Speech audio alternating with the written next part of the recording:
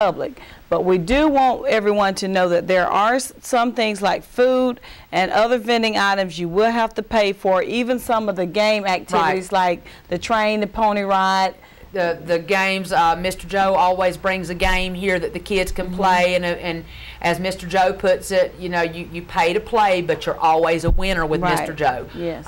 So if you see Mr. Joe there with like the I call it the blow up hammers and the Dora dolls and the aliens, he does have a kids game, and that's what you do with him.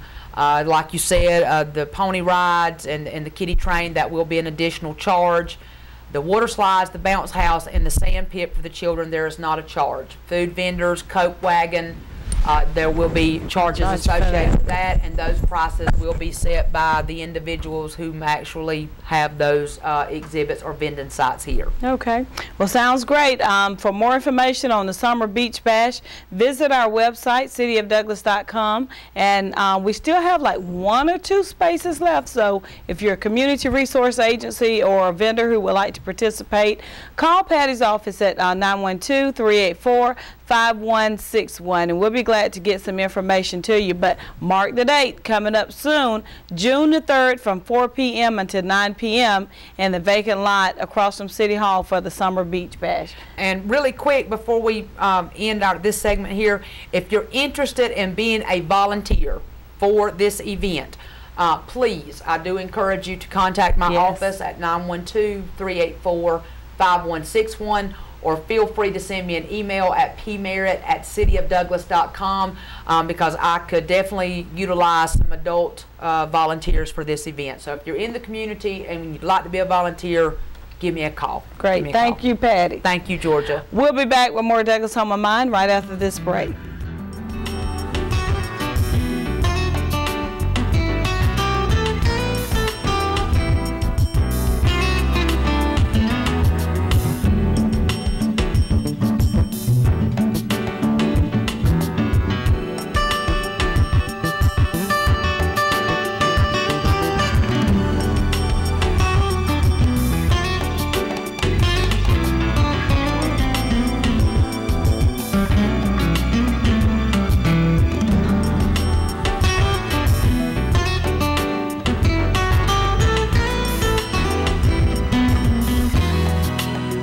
WDTV 13. Programming is sponsored by Joe's Check Cashing, McCrary Daniels Insurance Agency,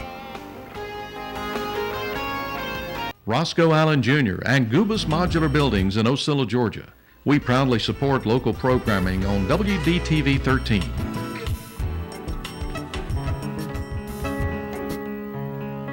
If you want your pizza fixed just right, chances are you'll go to Danny's. If you're celebrating a birthday, Holtz is probably fixing the cake you'll put the candles on. And if your wedding ring needs an adjustment, you'll find yourself at Crawford Jewelers. But if it's you who needs fixing, it should definitely happen here. Coffee Regional Medical Center in Douglas, Georgia. We fix things better here. We are back from break, and thanks for continuing to watch Douglas on My Mind. Joining me on the show now is Dawn Lewis, who is the School Nutrition Director. Dawn, welcome to the show. Thank you. Glad to have you here. And you're here today to talk about the summer meal program, but officially known as the Seamless Feeding Program. So if you would, tell us what this program is all about. It's a program that branches out from the school lunch menu in the school lunch program into the summer, because we know that kids still need to eat even though they're not in school, and some don't have the supervision at home where their parents are working or out of the house. So this is just an opportunity for the kids to still get a breakfast and lunch from the school cafeteria. Okay. Now, walk us through the process of this. I know you all have been working to try to identify different sites in the community. Do you have a listing of those sites? We do. You do? We do have a listing of sites which will be available tomorrow on our website, and you can also, they're posted around town, different places, and the actual feeding sites will have big banners that have summer feeding sites. So you tried to work them around in the different neighborhoods? We did. We tried to work them throughout the community, and we actually have 3 county sites this year, so not just here in the city of Douglas, but out in the community also. Well, for the kids coming to receive the summer meals, is there a registration required or any type of fees involved? No, there's no fees, no registration. It's a totally free program. And it's run by volunteers in the community, which makes it very nice. We have a lot of volunteers who've worked hard and have been with us for the 3 years that we've been doing the program. Okay. So you said there's no enrollment or anything? No enrollment. Okay. So what is a typical meal that will be served? It varies. This year we've added, and if you've talked to any of the school kids, they talk about our new barbecue that we've added to our menu this year, and it's actually pit-cooked barbecue. The kids love it, the teachers love it, everybody loves it. It is going to be on the program this summer. So it varies. Sometimes we do hamburgers, we do sandwiches, we do the barbecue. It just varies from day to day. And then for breakfast, we typically do cereal and fruit and milk. Well, that's good. That's good. Now, I know anytime you're dealing with kids, a question will pop in a parent's mind, because I want to know, are these sites supervised? Yes, all the sites are supervised. They are required to be supervised. Like I said, it's with volunteers. We have several churches in the community that have partnered with us to do the feeding site, as well as the Douglas Housing Authority, and they're just, and the high school. And they're just supervised. It varies on whether they're just supervised just for the meal period and then they ask the kids to leave. Some of the churches actually do other programs with the kids while they're there. So you would just need to contact the site supervisor to determine what the length of the program and what's available. Now, where are these meals prepared? They are prepared at Coffee High School in our cafeteria by our lunchroom manager at the high school, Shalene Gordon. Do you have an idea of like how many kids from the previous summers that you all have provided food for? Last year we did over 10,000 meals. And that's from June to, when does it start? Till the middle of July. Middle of July. Wow. And so we were very excited. This year we actually hope to grow that number even more. Wow. Do you have all the sites that you need to serve We've the meals? actually closed the site applications. Okay. We actually have to apply with the state and the federal government for a site to actually officially become a site. So I did all the paperwork and it was submitted last week and approved by the state. So they're state approved sites, which makes it really nice. Okay. Now, who is responsible for coordinating all of this? It is a big team effort. As you know, we partnered with the City of Douglas. We started the program 3 years ago, and Mayor Dennis and Terrell Jacobs and Roger Johnson were just instrumental in working with me to get the partnership started with the City of Douglas.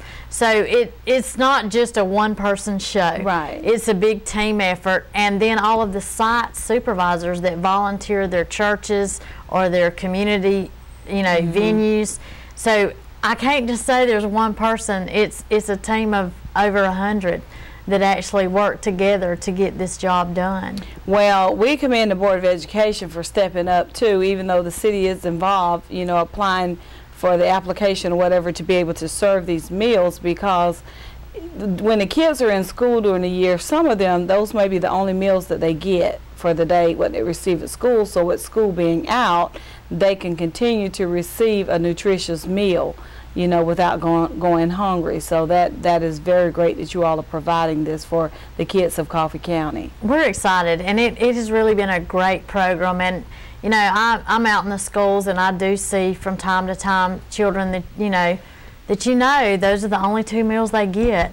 So to be able to provide this for free for the kids at no charge, and they can come and they can eat, and there's an adult there to supervise, to me it's wonderful. And some of the churches actually do a lot of programs during that time, and even we've got a community site that does some tutoring.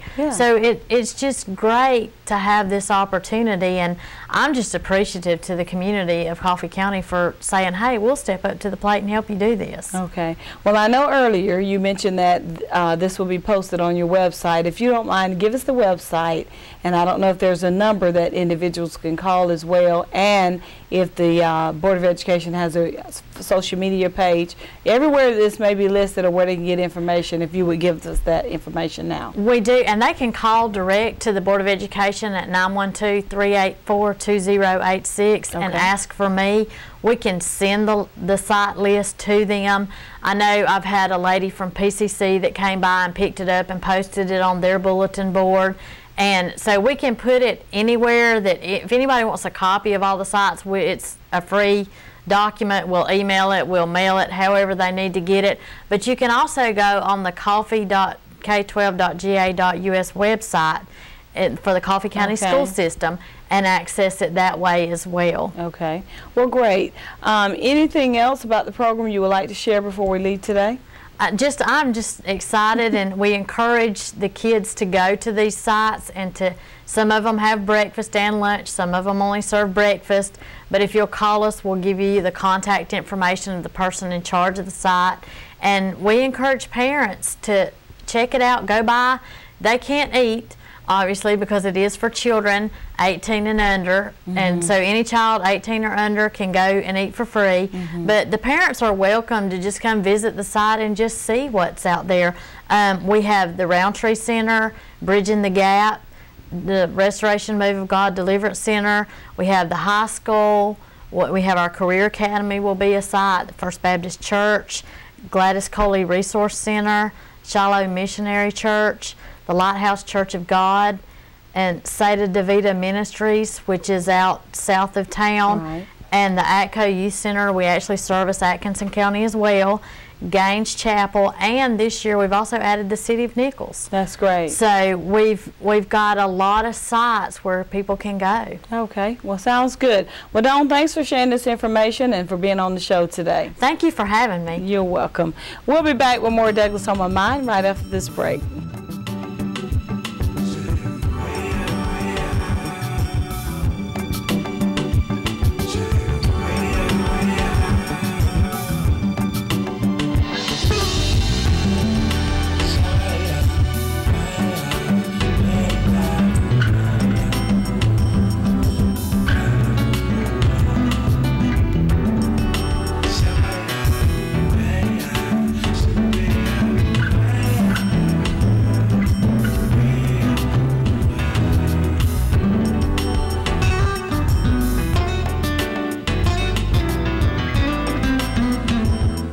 WDTV 13.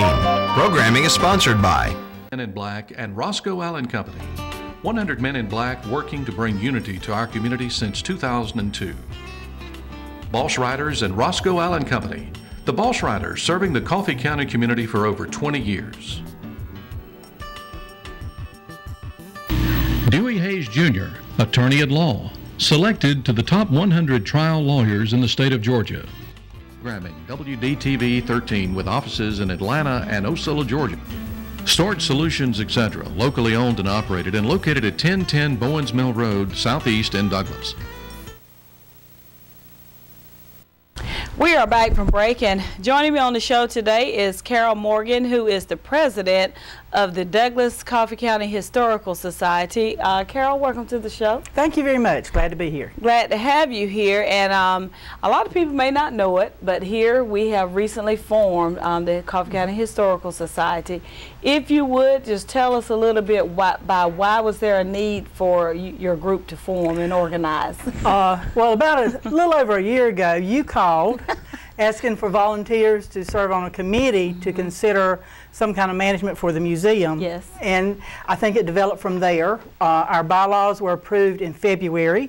Officers were elected in March. And our main purpose from the city's viewpoint is that we will be managing the Heritage Museum.